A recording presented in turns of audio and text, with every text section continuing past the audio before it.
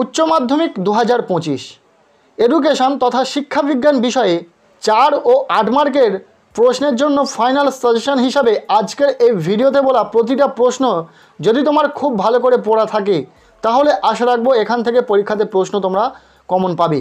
Education পরীক্ষাতে প্রশ্নপত্রে যেভাবে দাগ নাম্বার অনুযায়ী প্রশ্ন আসে ভিডিওতে আমরা সেইভাবে দাগ নাম্বার অনুযায়ী মাত্র কয়েকটি প্রশ্ন তোমাদেরকে বলে দেব। অধ্যায় ভিত্তিক দাগ নাম্বার বলবো এবং অধ্যায় ভিত্তিক প্রশ্ন বলবো যাতে তোমাদের বুঝতে এবং পড়তে সুবিধা হয়। 4 ও 8 মার্কের প্রশ্নের জন্য কোন প্রশ্নগুলো পড়বে দেখে নাও। এডুকেশন পরীক্ষাতে প্রশ্নপত্রে 3-এর দাগে থাকবে 4 মার্কের প্রশ্ন, 3.A এবং 3.B দুটি প্রশ্ন থাকবে, যে কোনো একটি প্রশ্নের উত্তর তোমাদেরকে লিখতে হবে। সো 3.A দাগের প্রশ্ন আসবে নবম অধ্যায় থেকে, যেখান থেকে মাত্র 3টি প্রশ্ন তোমাদেরকে বলে দেব, যে 3টি প্রশ্ন খুব ভালো করে পড়বে। প্রথম প্রশ্ন, প্রতিবন্ধী শিশুদের শিক্ষাগত সমস্যা কি কি, এদের শিক্ষার প্রয়োজনীয়তা উল্লেখ করো। খুব ভালো করে পড়বে, এই প্রশ্নটি অত্যন্ত গুরুত্বপূর্ণ রয়েছে। এরপর দ্বিতীয় প্রশ্ন, দৃষ্টিহীন শিক্ষার্থীদের শিক্ষার উদ্দেশ্য কি, দৃষ্টিহীন শিশুদের শিক্ষার জন্য ভারত সরকার গৃহীত পদক্ষেপগুলো কি কি। এরপর 3 নম্বর প্রশ্ন, বিদ্যালয়ে বা শ্রেণীকক্ষে শিক্ষার্থীদের বিভিন্ন আচরণগত সমস্যা উল্লেখ করো। নবম অধ্যায় থেকে 4 মার্কের জন্য এই 3টি প্রশ্ন খুব ভালো করে পড়বে। এরপর দ্বিতীয় প্রশ্ন 3.B দাগে, যেটা আসবে দশম অধ্যায় থেকে, এখান থেকে এই দুটি প্রশ্ন খুব ভালো করে পড়ে রাখবে। প্রথম প্রশ্ন, সর্বশিক্ষা অভিযান কি, এর লক্ষ্য ও উদ্দেশ্যগুলি লেখো। এবং দ্বিতীয় প্রশ্ন, সর্বজনীন প্রাথমিক শিক্ষার জন্য প্রয়োজনীয় কয়েকটি পদক্ষেপ সম্পর্কে আলোচনা করো। এই দুটি প্রশ্ন এখান থেকে খুব ভালো করে পড়ে রাখবে। সো দেখে নিলে প্রশ্নপত্রের 3-এর দাগ থেকে যে প্রশ্নগুলি আসার সম্ভাবনা রয়েছে সেই প্রশ্নগুলি। এরপর আমরা দেখে নেব প্রশ্নপত্রে 4-এর দাগ থেকে যে দুটি প্রশ্ন আসবে সেই দুটি প্রশ্নের জন্য কোন প্রশ্নগুলি খুব ভালো করে পড়ে রাখবে। 4.A দাগের প্রশ্ন আসবে একাদশ অধ্যায় থেকে, এখান থেকে মাত্র 3টি প্রশ্ন খুব ভালো করে পড়ে রাখবে। প্রথম প্রশ্ন, জ্ঞান অর্জনের জন্য শিক্ষা এর উদ্দেশ্যগুলি পূরণে বিদ্যালয়ের ভূমিকা সংক্ষেপে আলোচনা করো। প্রশ্নটি ভীষণ গুরুত্বপূর্ণ পরীক্ষার জন্য। এরপর দ্বিতীয় প্রশ্ন, একত্রে বসবাসের জন্য শিক্ষার উদ্দেশ্যগুলি পূরণে বিদ্যালয়ের ভূমিকা সংক্ষেপে আলোচনা করো। এরপর তৃতীয় প্রশ্ন, মানুষ হয়ে ওঠার শিক্ষায় বিদ্যালয়ের ভূমিকা কি আলোচনা করো। এই 3টি প্রশ্ন 4.A দাগের জন্য খুব ভালো করে পড়ে রাখবে। এই 3টি প্রশ্নের মধ্যে একটি প্রশ্ন পরীক্ষাতে আসার সম্ভাবনা খুব বেশি রয়েছে। 4.B দাগ থেকে প্রশ্ন আসবে দ্বাদশ অধ্যায় থেকে, এখান থেকে মাত্র 2টি প্রশ্ন দিয়েছি, খুব ভালো করে পড়ে রাখবে। প্রথম প্রশ্ন, শিক্ষায় প্রযুক্তির ব্যবহারগুলি লেখো, এর সাথে ইন্টারনেটের ব্যবহারগুলি লেখো।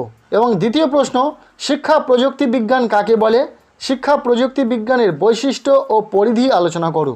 এই দুটি প্রশ্ন এখান থেকে খুব ভালো করে পড়ে রাখবে।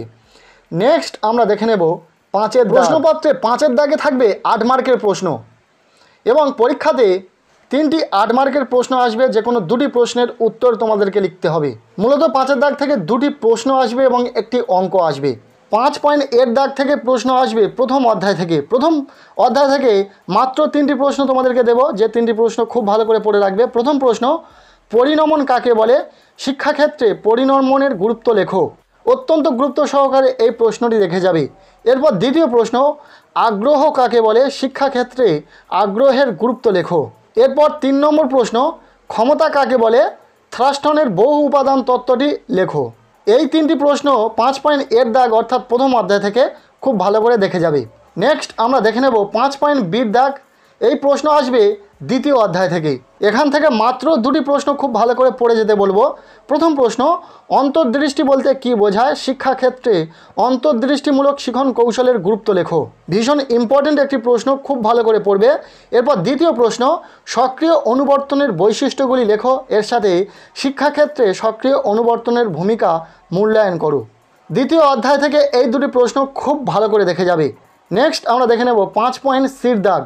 এখানে পাঠ্য বইয়ে 3য় অধ্যায় থেকে একটি অঙ্ক আসবে। সো 2025 সালের এডুকেশন পরীক্ষার জন্য মোড ও মিডিয়ান নির্ণয়টা খুব ভালো করে দেখে যাবে, কেননা এবছরের জন্য মোড ও মিডিয়ান নির্ণয়টা বেশি গুরুত্বপূর্ণ রয়েছে।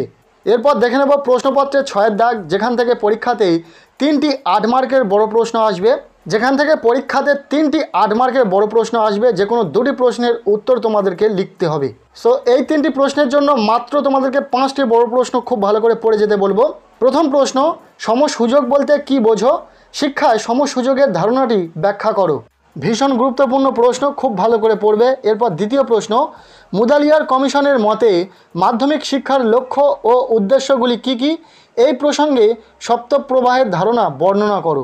এই প্রশ্নটি অত্যন্ত গুরুত্বপূর্ণ। নেক্সট প্রশ্ন, রাধাকৃষ্ণন কমিশনে গ্রামীণ বিশ্ববিদ্যালয় সংক্রান্ত সুপারিশগুলি সম্পর্কে আলোচনা করো। নেক্সট 4 নম্বর প্রশ্ন, 1986 সালের জাতীয় শিক্ষানীতির মূল সুপারিশগুলি আলোচনা করো। এই প্রশ্নটা বেশি গুরুত্বপূর্ণ রয়েছে, খুব ভালো করে পড়বে। এরপর 5 নম্বর প্রশ্ন, অপারেশন ব্ল্যাকবোর্ড কি? অপারেশন ব্ল্যাকবোর্ড ও নবোদয় বিদ্যালয় সম্পর্কে আলোচনা করো। এডুকেশন বিষয়ে 4 মার্কের জন্য ও 8 মার্কের জন্য কোন প্রশ্নগুলো গুরুত্বপূর্ণ, কোন প্রশ্নগুলো পরীক্ষাতে আসার সম্ভাবনা রয়েছে, সেরকম কিছু ইম্পর্টেন্ট প্রশ্ন দাগ নাম্বার অনুযায়ী তোমাদেরকে বলে দিলাম। 4 ও 8 মার্কের প্রশ্নের জন্য এই প্রশ্নগুলি যদি তোমাদের খুব ভালো করে পড়া থাকে তাহলে আশা রাখবো পরীক্ষাতে এখান থেকে প্রশ্ন তোমরা কমন পাবে। সো কেমন লাগলো আজকের এই ভিডিওটি অবশ্যই কমেন্টের মাধ্যমে জানাতে ভুলবে না। ভিডিওটি ভালো লেগে থাকলে লাইক করো, আমাদের এই চ্যানেলে নতুন হয়ে থাকলে অবশ্যই চ্যানেলটিকে সাবস্ক্রাইব করে রাখবে এবং পারলে ভিডিওটি বন্ধুদের সাথে প্রচুর শেয়ার করে দেবে।